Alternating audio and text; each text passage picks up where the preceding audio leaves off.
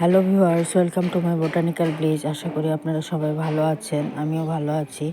এই যে দেখুন, এটা আমার হাজারি গোলাপ গাছ। দেখতেই পাচ্ছেন আগায় আগায় থোকা থোকা কত কুড়ি এসছে। এগুলি ফুল ফুটলে আপনাদেরকে অবশ্যই আমি আপডেট দেব। এই গোলাপ গাছ আমার গত বছরের গোলাপ গাছ।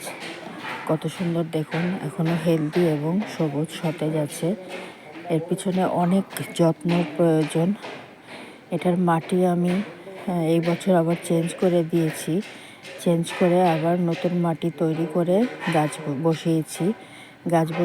50% বাগানের মাটি, 30% গোবর সার, 20% কোকোপিট দিয়ে। গোবর সার দিলে গাছে প্রচুর ফুল ফল আসে। দেখতে পাচ্ছেন মাত্র একটা ফুল ফুটেছে আর অসংখ্য কুড়ি আছে। আর তাছাড়া আমি সপ্তাহে সপ্তাহে খোল ভেজানো জল দেই।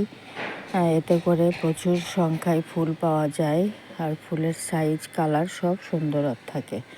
আর সপ্তাহে সপ্তাহে নিম তেল করে দেই, এতে গাছে পোকামাকড় লাগে না, পাতা কুঁকড়ে যায় না, খুব সুন্দর হেলদি এবং সবুজ সতেজ থাকে। আপনারা চাইলে এইভাবে বাগানে, শীতের বাগানে গোলাপ গাছ করতে পারেন। ভিডিওটি ভালো লাগলে প্লিজ সাবস্ক্রাইব করবেন, সাবস্ক্রাইব করে আমার পাশে থাকবেন। আজকে আসি, টাটা।